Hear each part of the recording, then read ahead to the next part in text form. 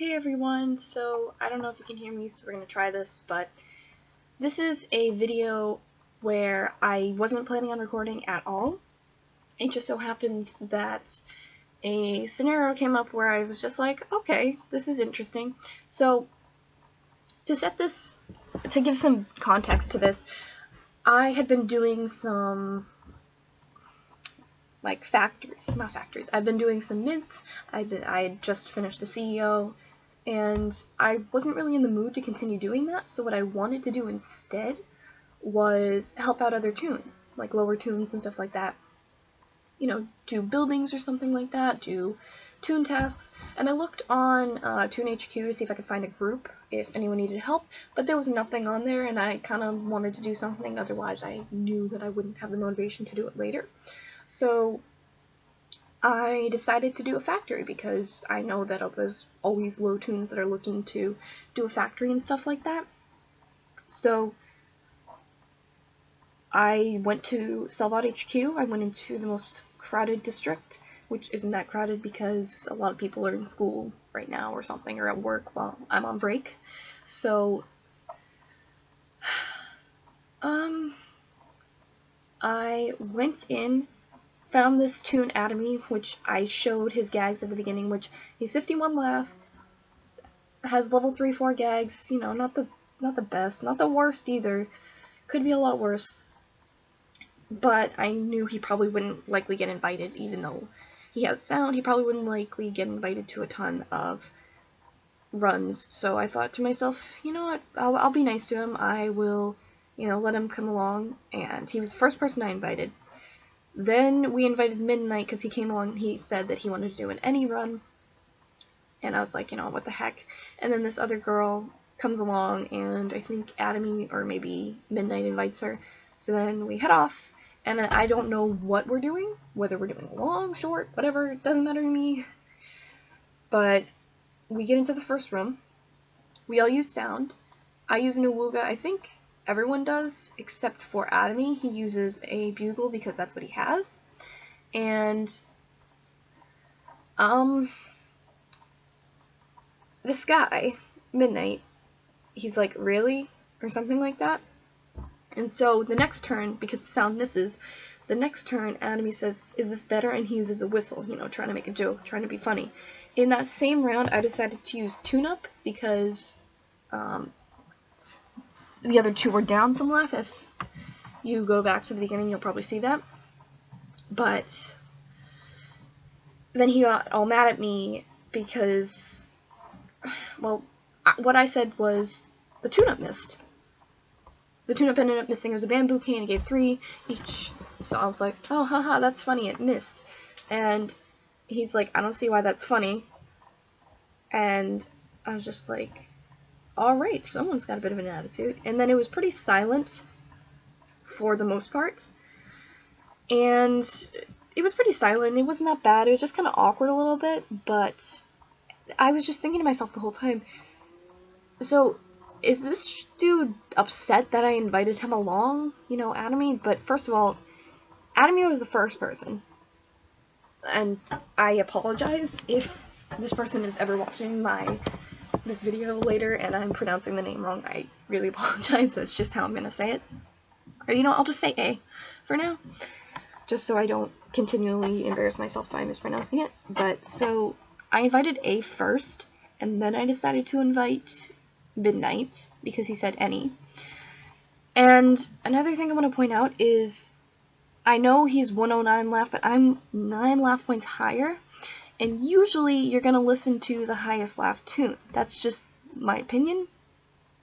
Doesn't mean it's right, doesn't mean you have to, but that's typically how that sort of thing follows. The highest laff toon, unless you have, you know, another toon and maybe you're just trying to fix this one up. First of all, really glitchy around this part. Like, if you notice when I'm on the conveyor belt and stuff, it gets really glitchy. Also, another side note, I really apologize for no music. This was just really on the moment and really spur of the moment, and I just decided, like, look at that. I probably should have fallen in lava, but okay, back to what I was saying. But yeah, I'm 9 laff points higher, and usually you'd listen to the highest laff toon, but I guess not in this case. And I forget where, I think it was in the warehouse where this happened, but he got mad at Grace Roselle, I think her name is. Yeah, he got mad at the mouse because she used tuna, which you'll probably see in a little bit, but he was basically like bossing everyone around, and it didn't seem right to me. Because, first of all, you're supposed to act as a team. Oh yeah, I'm actually watching, first of all, I'm watching the video as I'm recording the narration right now, but also I'm watching the video further on in the background, and right now we're on the silo. And, yeah, I really just don't know what else to say. I'm trying to drag this out so I can get to the parts in the video where stuff actually happens.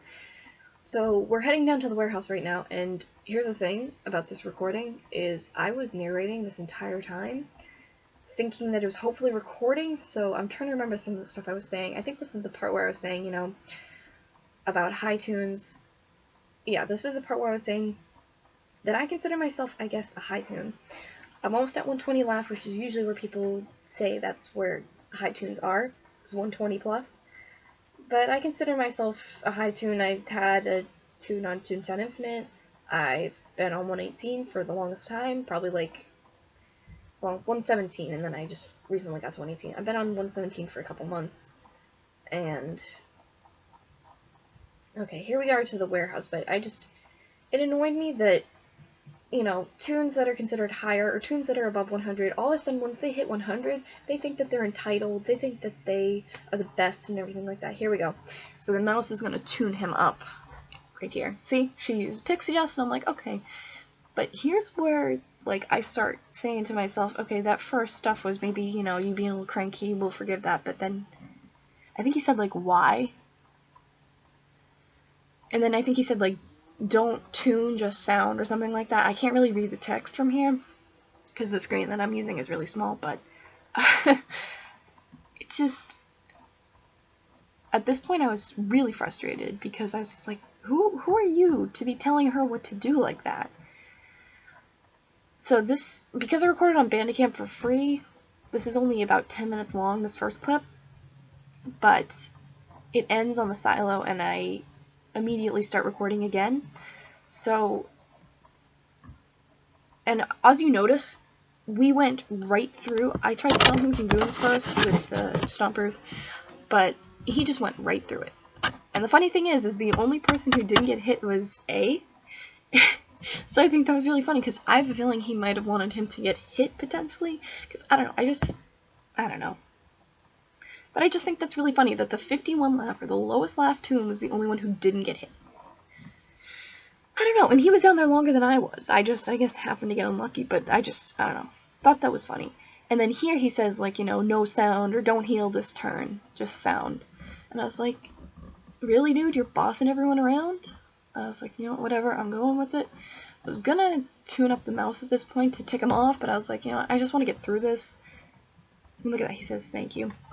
So my guess is either he's just really grumpy, or he really wants to get through it, but if you really want to get through it, why would you say, like, I don't think that's funny at the beginning? I think he's potentially a mix right now. Like, he really wants to get this over with, but at the same time, he, like, maybe has something to do, so he's in a bit of a rush. And I love how all three of us kind of went over here, because I feel like mutually we kind of are all, the three of us are kind of just like, alright then, dude. I don't know how A feels about it. I hope he was okay, but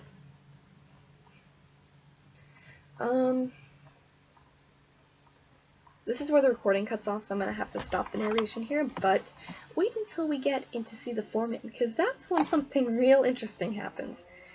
He's silent for the rest of the fight, the rest of the thing, but, you know, just wait and see.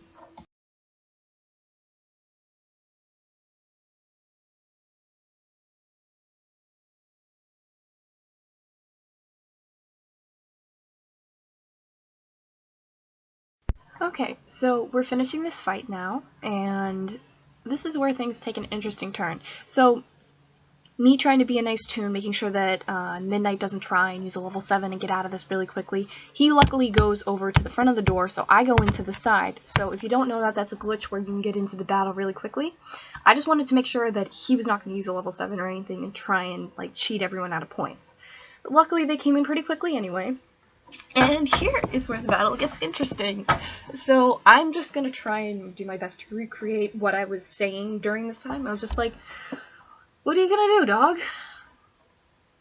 I can play this game too. In fact, I was like, why don't I just try and tune her up? So I was making sure that he knew that I was only gonna tune her up, because I obviously had a bamboo cane at the beginning, so he knew that I had bamboo canes. So I wanted to let him know, hey, I was kind of doing the tune-up thing to tick him off a little bit, because he got mad at the mouse before for doing that. So I was like, yeah, and look at, she's like, thanks, I appreciate it. And I was like, you know, see, that's good conversation, that's nice. Hang on, I can't see exactly what she's saying very well. Yeah, I can't really read what they're saying really well right now, but he says nothing, he just sits there. So I'm like, I know that these two are going to try and take out the cogs, and there's not much I can do about that. But I'm willing to stand here, as long as it takes, because I think he just wanted to rush through it, so I'm like, I will take as long as I need to make sure that, you know, that, because I don't think that you should act like that. That's just not a good way to act. And then I'm like, okay, this is going to take out the cogs, except for, I think, the 9. Can't remember if it did or not. But I was waiting until the very last second to make sure that, you know, just to annoy him. Because, I mean, I'm usually a pretty nice person, but if you do something like that, that just annoys me. And then he has the attitude to go in at the end, just be like, okay, just not gonna do anything. Whether he decided to leave his computer and just, like, you know, do something else, or if he actually did something. But here's the thing, he walked in, so he made sure that he was getting points. And at this point, I was like, what am I gonna say to him? And I'm like, you know what? Thanks for the help at the end. And I was gonna wait until it got to Atomy or A, because I wanted to make sure that he had enough time to read it, but not enough time to like say anything like a detailed response back. And then she thought that that was funny, Grace Rosedall, and I was like, yeah, thank you. See, that's funny. Whether he was away or not, don't know, because at the end, if you'll notice here, I find him in Cellbot HQ. I was looking around, panicking, because I was like, I want to get his toon ID. So here's his toon ID once I find him, because I just wanted to, you know, let people know, maybe it's just a bad day, but just be wary of this guy in the future, because he's a little grumpy, so just be careful if you're making boarding groups with him. He'll get easily ticked off if you're doing a factory and you're doing tune-up. And yeah, so that's really all I did, and then I